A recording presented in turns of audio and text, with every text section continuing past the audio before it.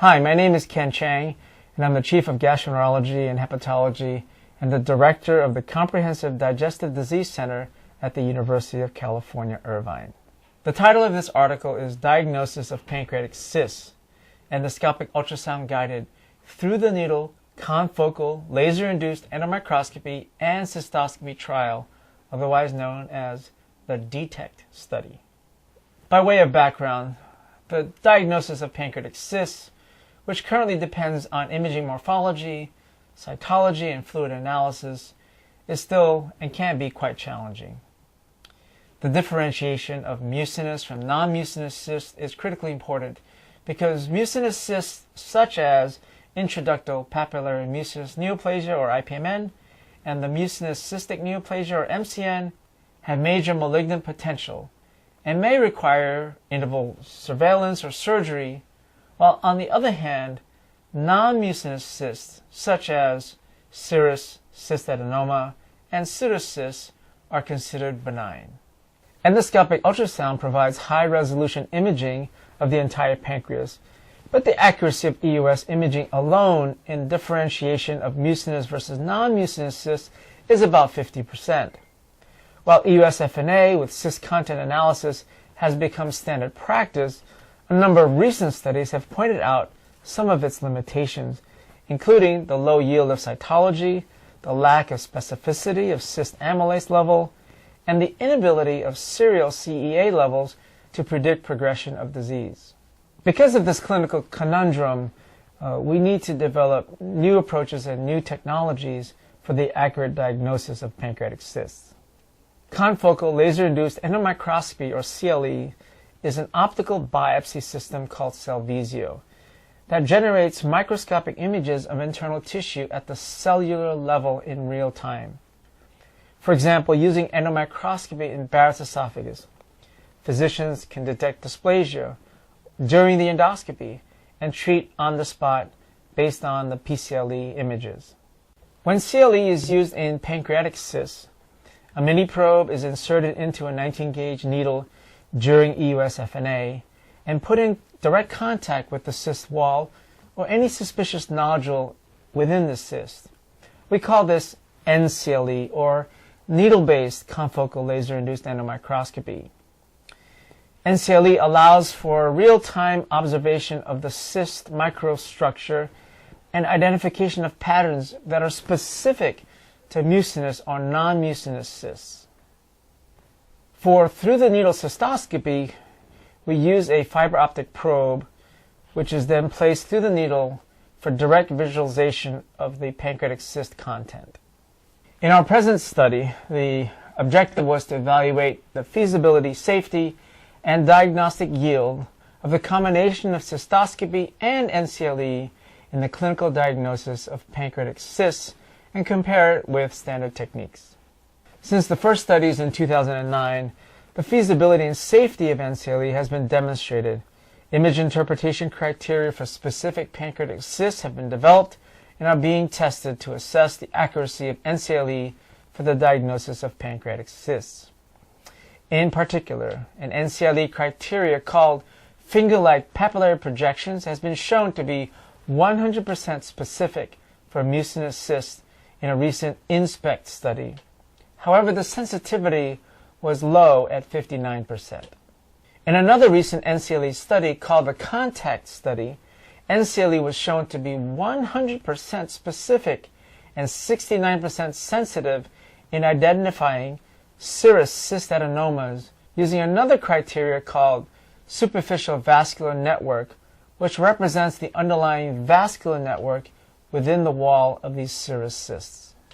In the present study, 30 patients were prospectively enrolled in our center and had EUS-FNA of the pancreatic cyst with cystoscopy and NCLE. The spyglass probe and the Cellvizio probe were successfully inserted in the 19-gauge needle and positioned to visualize the cyst content and cyst wall. The cystoscopy diagnosis was based on the appearance or absence of mucin within the cyst, as well as the appearance of the cyst wall. The NCLE diagnosis of a mucinous cyst was based on the presence of epithelial structures such as finger-like projections or ring-like structures within the wall of the cyst. The image quality of both of these techniques were assessed.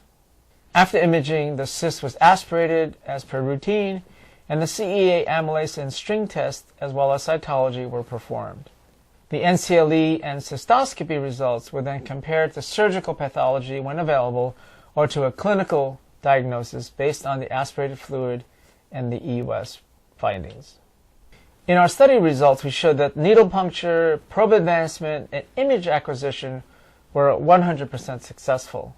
The image quality was excellent or good in 67% of cases on cystoscopy and 90% of cases on NCLE.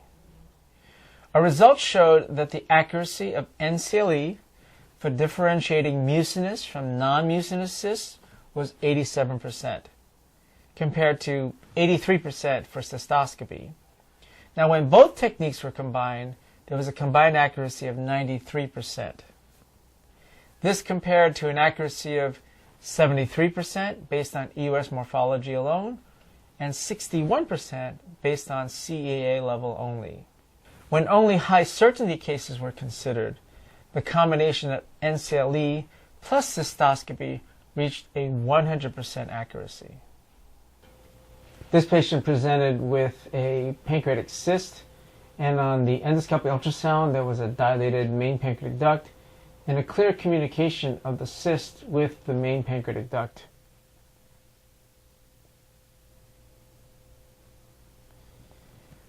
The cyst itself on EUS showed the presence of mucin. The cyst wall was slightly thickened and irregular, and there was a question of mucin versus a mural nodule on the wall of the cyst. EUS-guided FNA was then performed using a 19-gauge needle.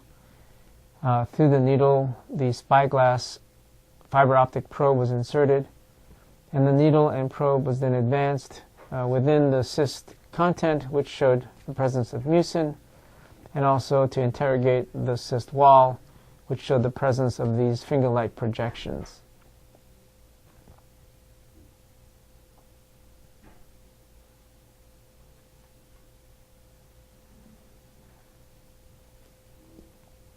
We then performed NCLE by placing the Silvisio probe within the 19-gauge needle and advancing that to interrogate the cyst wall. NCLE imaging showed the presence of these papillary projections, which are 100% specific for the diagnosis of IPMN. Therefore, the diagnosis of a mucinous cyst was reached.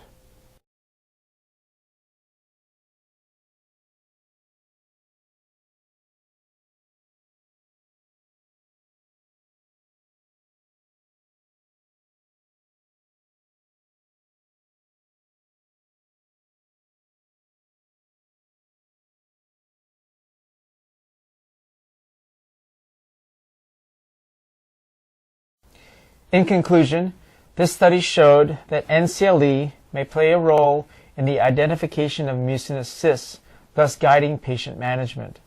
Future research with NCLE should focus on the validation of these promising results in a larger set of patients with more pathologic correlation.